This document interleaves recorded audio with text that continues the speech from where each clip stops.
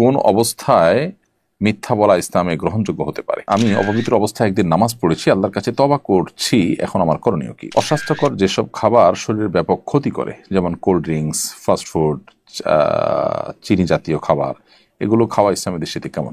ইতিমধ্যে যে সমস্ত প্রশ্ন আপনাদের আমাদের হাতে এসে পৌঁছেছে সেগুলোর উত্তর দেওয়ার পালায় আমরা প্রবেশ করি।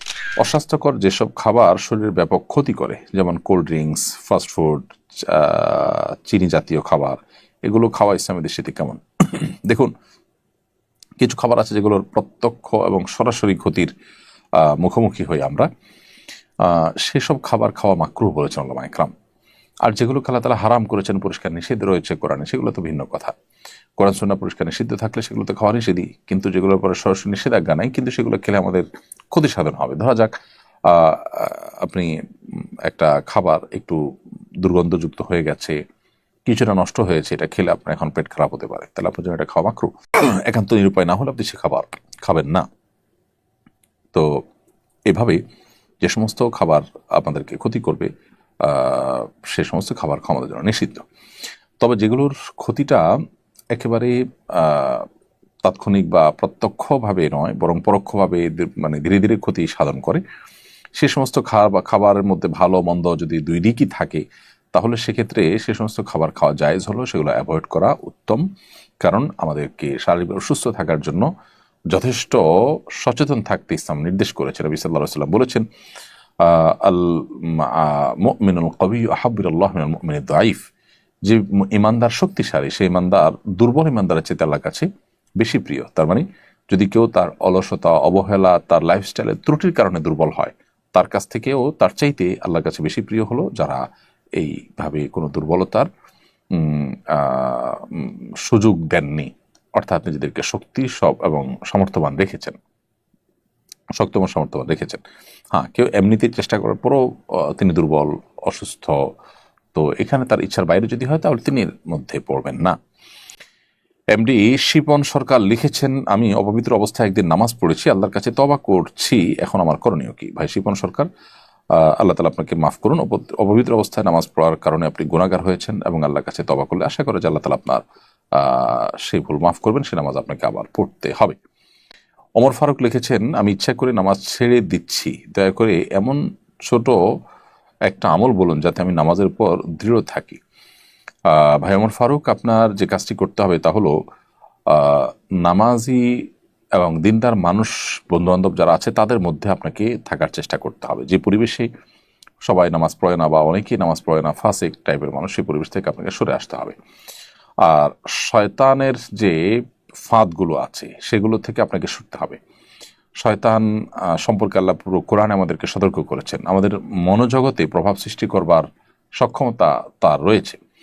তো শয়তান এর যে ক্রিয়াকর্ম বা ফাঁদগুলো আছে সেগুলোতে আমরা যদি পা বাড়াই, জেনা, ব্যভিচার, হারাম সম্পর্ক, এগুলোতে যদি মানুষ চলে যায়, তাহলে সেক্ষেত্রে মানুষের মধ্যে এ ধরনের মানসিকতা চলে আসতে পারে। আবার অনেক সময় হারাম উপার্জন, বদনজর, চোখের গুণা, এগুলো মানুষের মধ্যে এ ধরনের অনীহা এবং অদ্যবধি তৈরি করে। বিধায় ঠিক কোন সমস্যা আপনার মধ্যে আছে সেটাকে নিরূপণ করে আপনি সেটা দূর করার চেষ্টা করবেন। শাফাত হোসেন আপনি লিখেছেন, যদি কেউ না জেনে ইদ্যত পালন না করে তাহলে পরবর্তীতে কিভাবে সংশোধন করবে? কেউ যদি ইদ্যত পালন না করেন না জেনে এবং সময় পার হয়ে যায়, তাহলে তিনি আল্লাহর কাছে ইস্তেগফার করবেন, তওবা করবেন। 4 মাস 10 দিন স্বামীর মৃত্যুর পর ইদ্যত পালন করা উচিত, এটা আবশ্যক মা বোনদের জন্য। এরপর প্রশ্ন হলো, কোন অবস্থায় মিথ্যা বলা ইসলামে গ্রহণযোগ্য হতে পারে? যদি দুজন ব্যক্তির মধ্যে বিবাদ এবং মীমাংসাকে মাথায় রেখে আপনার মিথ্যা বলতে হয়, তাহলে সেক্ষেত্রে সেটার জন্য আপনি মিথ্যা বললে সেটা জায়েজ। এবং এছাড়া স্বামী স্ত্রীর মধ্যে পরস্পর প্রশংসাসূচক যে অসত্য কথা বাড়িয়ে বলা, সেটাও কিন্তু জায়েজ রয়েছে। আর একান্ত নিরুপায় হয়ে যদি আপনি কথা ঘুরিয়ে বলেন, মিথ্যা বলেন, সেটাও আপনার জন্য নিরুপায় হিসাবে জীবন বাঁচাবার জন্য প্রয়োজন হলে কখনো সেটা আপনার জন্য জায়েজ রয়েছে। কিন্তু সেক্ষেত্রেও আপনি যে সত্য বলেন সরাসরি, সেটা হবে অধিকতর উত্তম এবং সওয়াবের কাজ।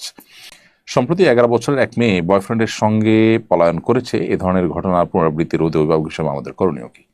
প্রিয় দর্শক, আমি বিনয়ের সাথে আপনার সাথে একটু ভিন্নমত পোষণ করছি। এই যে আপনি যে শব্দটি ব্যবহার করেছেন, মেয়েকে বলেছেন সে তার বয়ফ্রেন্ডের সাথে পালিয়ে গেছে, এই শব্দটির ব্যবহার এবং এই জাতীয় শব্দ যেগুলো আছে, যেমন অমুকের গার্লফ্রেন্ডের সাথে সে চলে গেছে, এগুলোর ব্যবহারটা আসলে এ ধরনের কাজগুলোকে এক ধরনের সহজীকরণ করা হয়, অর্থাৎ এগুলোকে স্বাভাবিকরণ করা হয়।